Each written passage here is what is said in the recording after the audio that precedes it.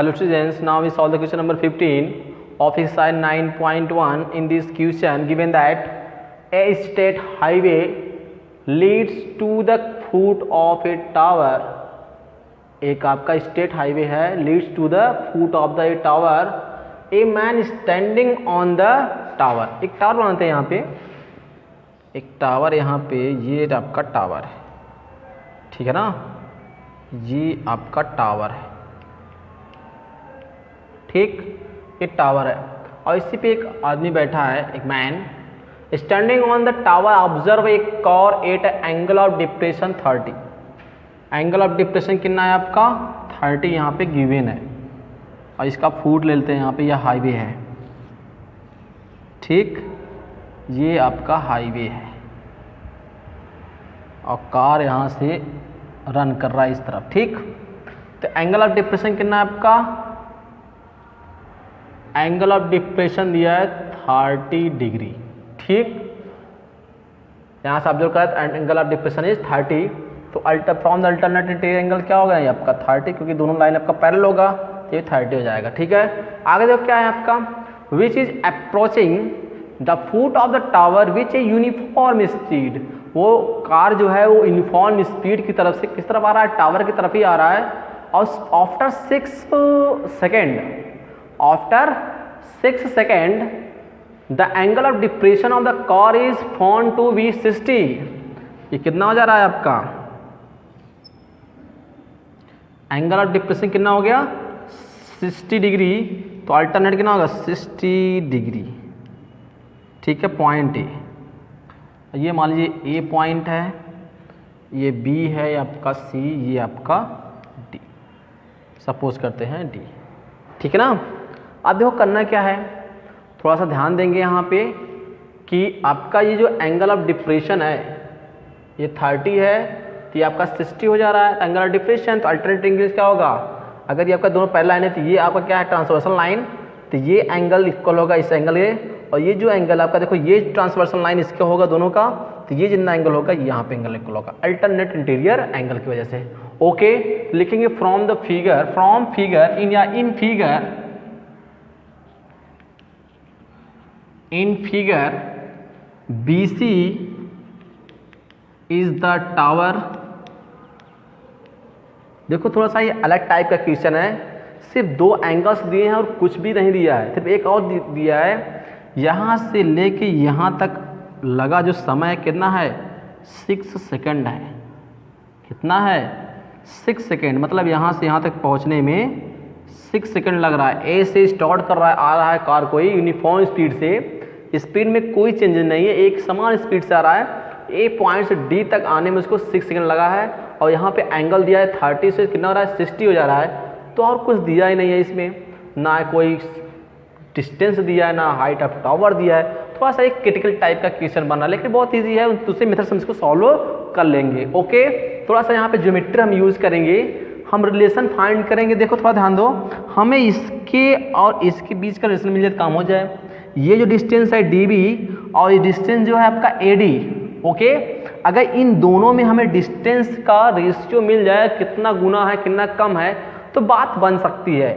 Okay, तो हम क्या करेंगे, इसका रिलेशन हम इससे फाइंड कर लें, इसका रिलेशन हम इससे फाइंड कर लें. ये ट्रायंगल है ना, ये ट्रायंगल अगर है आपका तो ध्यान दें कि ये एंगल हम फाइंड करें, ये जो एंगल कितना है, ये थोड़ा सा हम थोड़ा शॉर्ट में लिख देते हैं, थोड़ा सा कंफ्यूजन ना हो. यहाँ पे 30 है ये, और ये कितना है आपका 60 है, ठीक. तो ये एंगल कितना होगा ये हम फाइंड कर लें. और ये एंगल 2 एंगल से अगर इक्वल हो जाता है तो अपोजिट साइड्स क्या होंगे आपके इक्वल हो जाएंगे. और जब इक्वल हो गया तो ये जो आपका ये दोनों डिस्टेंस आपके इक्वल हो गया, तो इसके और इसके बीच का यहाँ पे एंगल्स दिया ही है, तो हम कोई ट्रिग्नोमेट्रिक रेशियो यूज करके इन दोनों के बीच का रेशियो फाइंड कर लें, तो बात बन सकती है. ओके, तो सबसे पहले हम एंगल ये फाइंड कर लेते हैं, कितना एंगल ये आपका ये एंगल है, ठीक है ना. Tower and car in 6 second later the car the car reach A to point D। A से कहाँ पहुंच रहा है? डी पॉइंट पे। ओके, ये तो फिगर की बात हो गई। एंगल्स आप समझ रहे हैं आपका, अगर ये एंगल आपका 30 है तो अल्टरनेट इंटरेस्ट का 30 होगा, अगर ये आपका 60 है तो फ्रॉम द अल्टरनेट इंटरेस्ट कितना होगा? 60 होगा आपका। क्लियर है? अब देखो in triangle ACD, in triangle ACD ध्यान देंगे ना, थोड़ा सा दूसरा टाइप क्वेश्चन है, कुछ यूज नहीं करेंगे। ACD ये ट्रायंगल ले रहे हैं। ये जो एंगल देखो एक्सटर्नल एंगल है, नहीं, ये आपका जो एंगल 60 है, तो हम लिख सकते हैं angle ACAD, angle CAD plus angle CAD plus angle ACD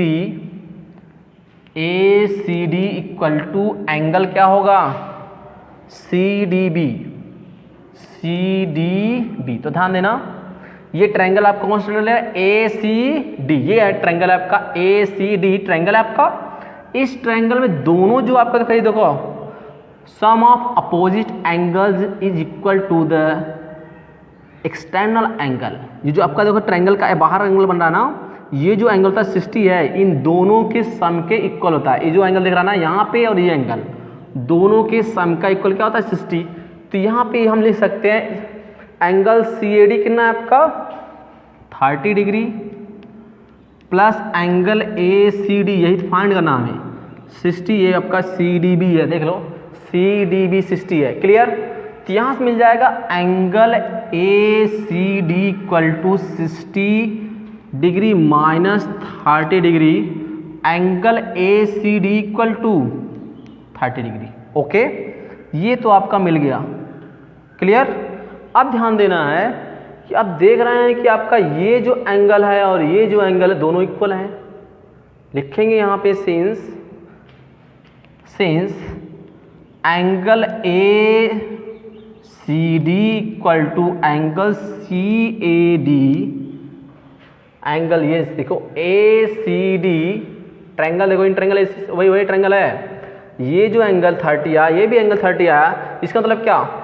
अगर ये कंडीशन है, सो इसके अपोजिट जो साइड होंगे AD इक्वल टू क्या हो जाएगा? CD। AD इक्वल टू क्या होगा? CD। AD equal to CD आपका मिल गया।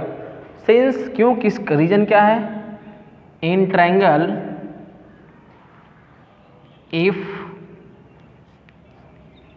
टू एंगल्स, क्लास 9th में आप पढ़े हैं, two angles are equal then opposite, it's opposite लिखेंगे, it's opposite sides also equal. Okay, ये जो पढ़े हैं थ्योरम आपका था क्लास 9th में चैप्टर 6, उसमें 9 एंगल, तो उसमें आपने इसको पढ़ा होगा। ठीक है ना? If two angles are equal in a triangle then opposite sides are equal. Okay, तो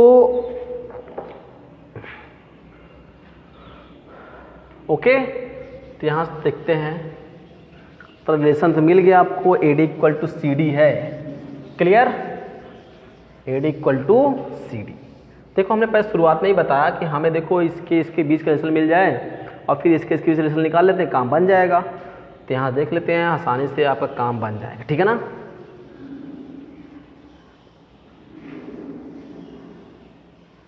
इसको रखेंगे, काम आएगा ये AD equal to CD। Okay, तो मतलब ये जो साइड है आपका इसके इक्वल है। ठीक है, हमने प्रूव किया अभी जस्ट। अब जो करना क्या है, इन ट्रायंगल BCD,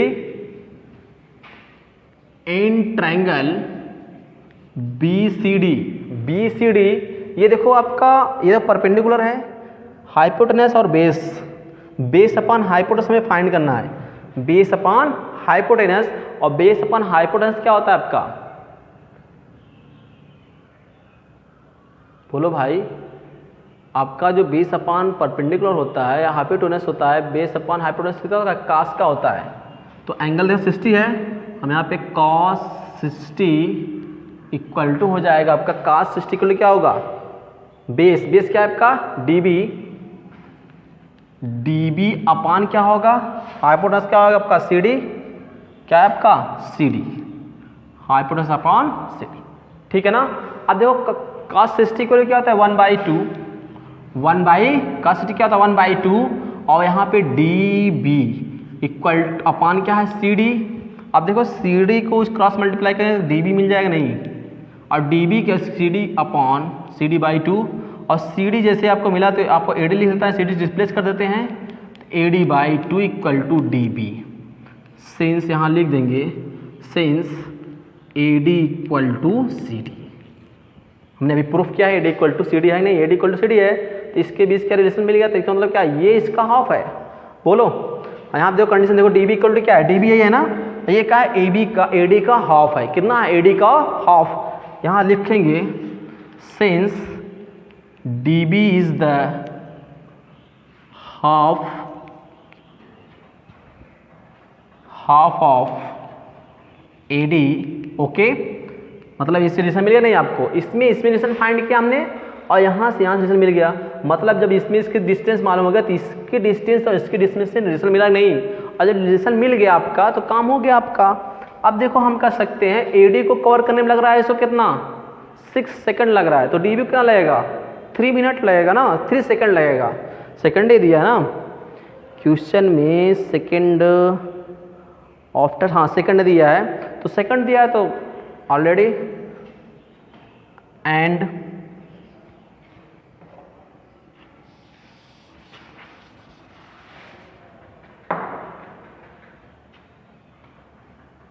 तो dB इक्वल टू AD क्या है 6 सेकेंड बाई 2, देयरफॉर